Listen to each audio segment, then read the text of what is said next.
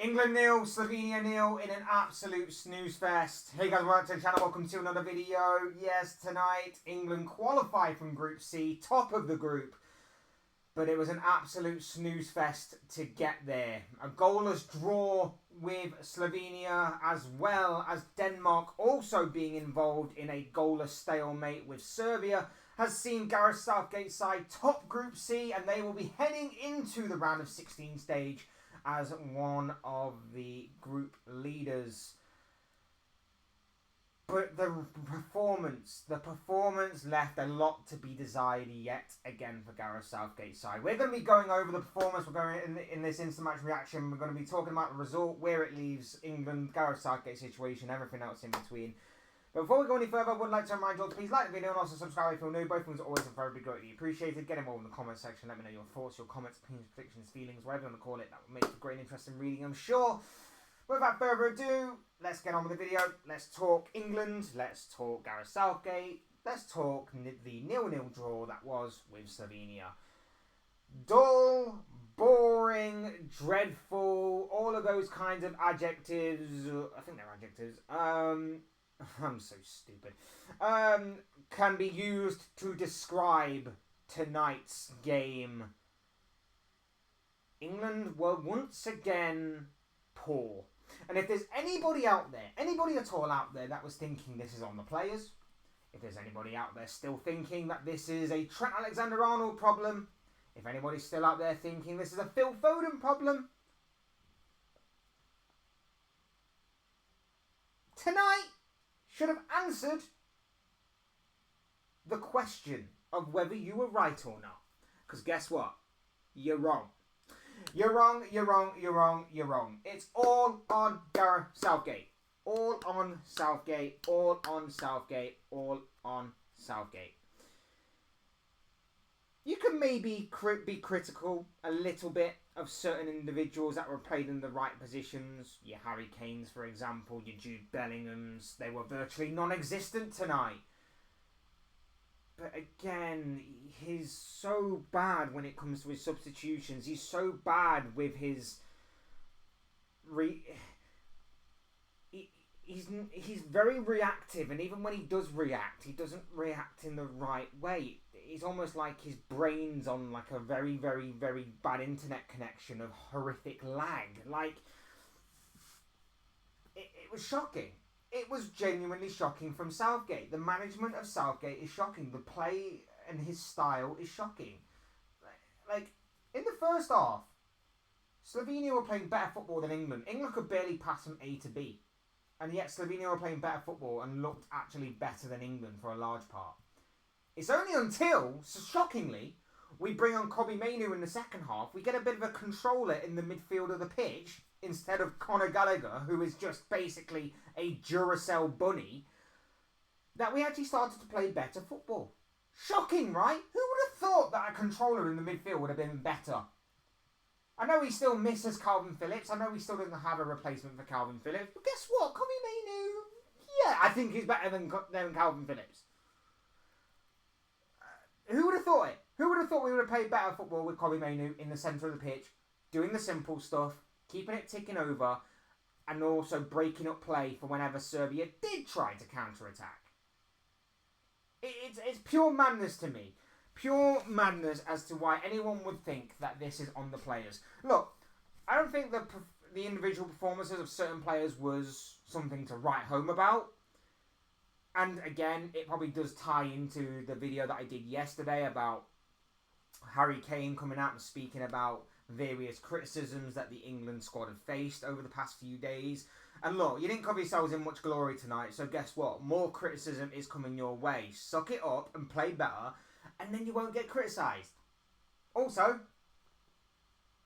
sell your manager out, maybe. I don't know. You know, tell him that he's useless and he doesn't know what the hell he's doing. Because once again, Gareth Southgate has all the gear and no idea. And I've said that time and time again. He's got this unbelievable squad full of talent, full of quality, full of youth, full of potential, full of skill, flair, attacking ability, defending ability. It's very well balanced when you look at the overall squad. I'm not just talking about the squad that he's picked for the Euros, but I'm talking about the overall squad, the deep pool of talent that England have. And yet he's managed to come along and unbalance it. Unbalance it with a starting 11 that once again only had one change tonight from the opening 2 games, and that was taking Trent out for Gallagher, which we knew about. And like I say, Gallagher's just a Duracell bunny. And when he came off at half time, that was another admission of, I messed up again, I don't know what I'm doing, I'm going to throw Mainu on and hope it sticks this time. Oh, look at that, it stuck, because we started to play better football in that second half. Next rant. Why does Trent Alexander-Arnold only get 10 minutes? Why does Anthony Gordon only get 5 minutes? It made no sense. Kyle Walker did not need to be on the pitch for as long as he was. Slovenia had no pace on the counter-attack. England needed creativity that Trent very clearly and obviously possesses. It's not like Kyle Walker was defending against a Kylian Mbappe of France or a Rafael Leao of Portugal. Slovenia's counter could have been dealt with by Trent in a manner of speaking. We just needed his creativity, which in the just under 10 minutes that he received, he couldn't really get on the ball and dictate and do that kind of thing much. Anthony Gordon played one great pass into the feet of, I think it was Kobbie Mainoo, who flicked it on to set up Cole Palmer, whose shot was straight down the goalkeeper's throat. England's best move of the game, which says a lot about how poor the England performance was and how poor the link-up play was. But in that 60 seconds that he actually did that, he did more than what a lot of players did on that pitch throughout the course of the game. Like I say, Jude Bellingham was non-existent. Harry Kane, virtually non-existent. And again, when you've got a player like Kane who's dropping deep and is getting in the spaces that normally are occupied by a number 10 or even by a number 8, say, we've got no outlet up front. Bellingham's not going to be in the game because his positions are being too crowded out, not just by opposition players, but by obviously his own players. It's never going to work. It's never going to work. So the fact that Gordon only got about 5 minutes, Trent only got about 10 minutes, Cole Palmer finally made his appearance. I thought he went missing. He got about 20 odd minutes or so. Didn't really do much. A couple of nice touches here and there. A shot he probably should have done better with. But you know, I'm not gonna go in hard on him too much because what's the point? Like, the guy's been sat completely cold for the past couple of games.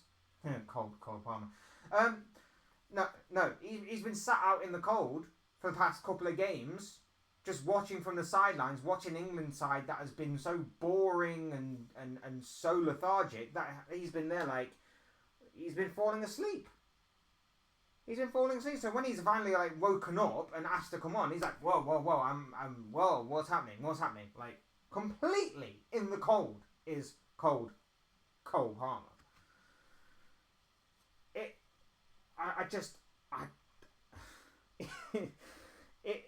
just honestly, it just baffles me. It just baffles me how this guy has got this team and has completely ruined it.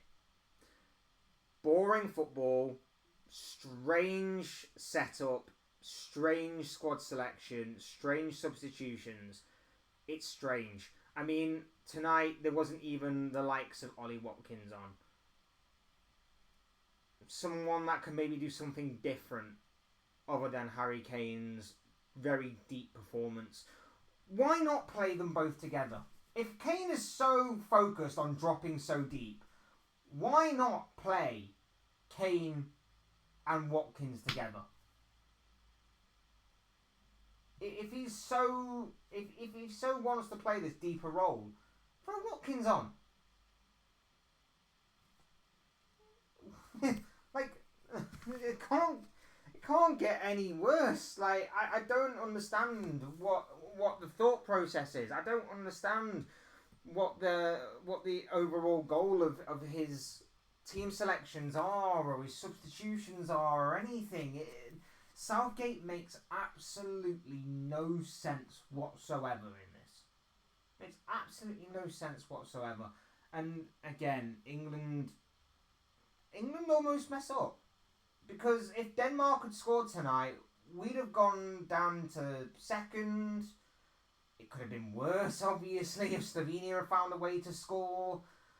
Congratulations to Slovenia, by the way. I haven't actually mentioned it. I think they are through to the knockout stages. I think also Denmark are, as well, as being one of the best third place teams, I think. I could be wrong on that, but I think both teams are through. So congratulations to both of them.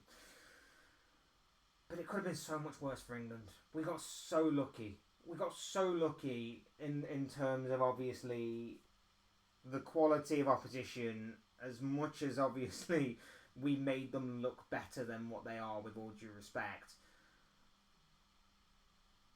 We didn't mess up completely to the point where we were ultimately humiliated by not winning the group, essentially. By not winning the group. So we got very, very lucky in terms of that aspect.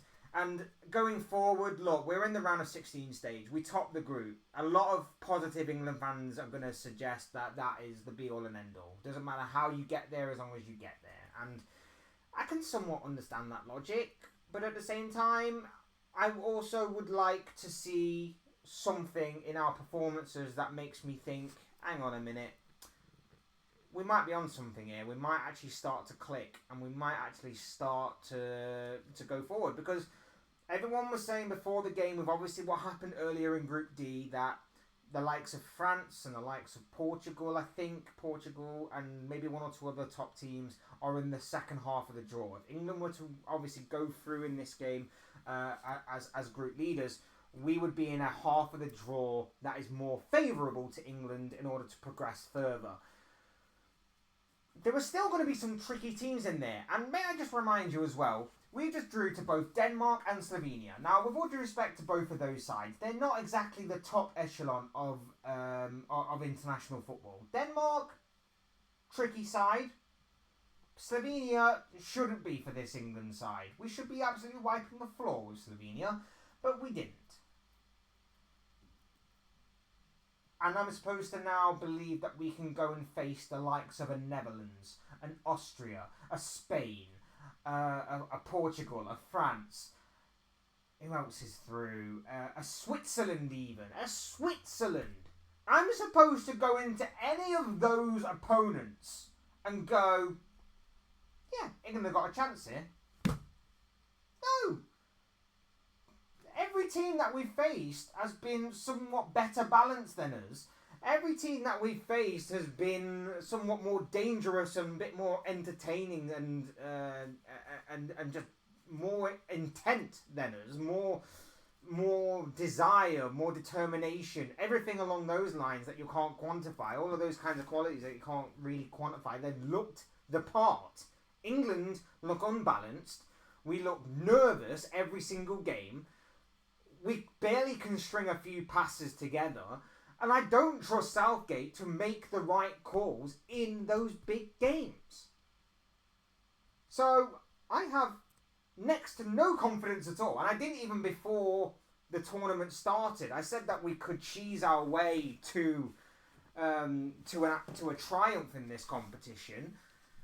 But I didn't necessarily believe we would, because as much as we have the team and the squad, we've got a manager who has got absolutely no idea what he's got and who he's got and what he's doing.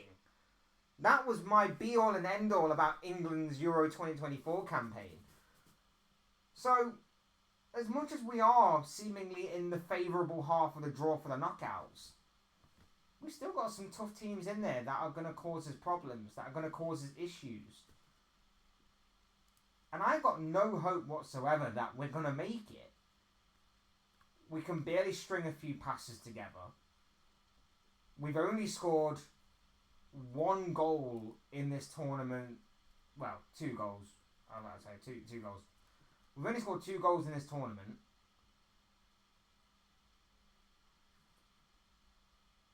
And we're playing so boringly, so lethargic, so dreadfully that this overall tournament has been brilliant to watch until it's got to England. This tournament has been full of dramatic moments and incredible performances and has seen some wonderful goals.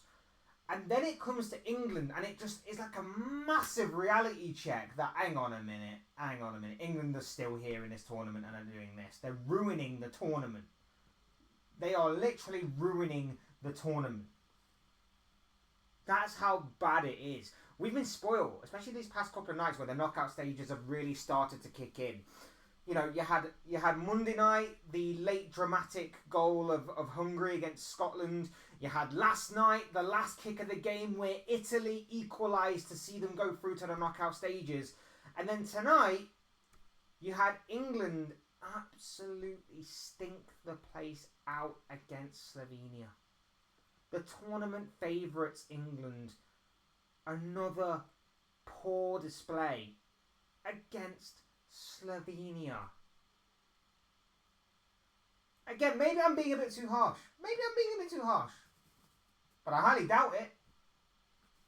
And like I say, I don't honestly see a world in which this gets better, in all honesty. I don't honestly see a way that this gets any better. I just simply don't. Unless there's going to be a massive turnaround between now and when we play our round of 16 game. Gareth Southgate's going to wake up and go, hang on a minute, I've just realised what kind of team we've got. Let's go a bit more attacking. Let's take out all these square pegs that are in round holes and replace them with the right kind of pegs in the right holes. And all of that stuff. Yeah. That will change things. Hopefully for the better. But I highly, highly doubt it. I don't see it. And I think Southgate is too stubborn to fully change his ways. Look, that's all I'm going to say on the matter. England are through regardless. And for some people that is enough. But not necessarily for me. Those are just the thoughts, comments, opinions, predictions, feelings, whatever you want to call it, of this guy. I want to know what you guys think. What do you make of England's 0-0 draw with Slovenia tonight? Let me know your thoughts, comments, opinions, predictions, feelings, whatever you want to call it, down below in that comment section. Use and abuse that comment section, people. I'm sure it'll be great to hear from you all and what you have to say.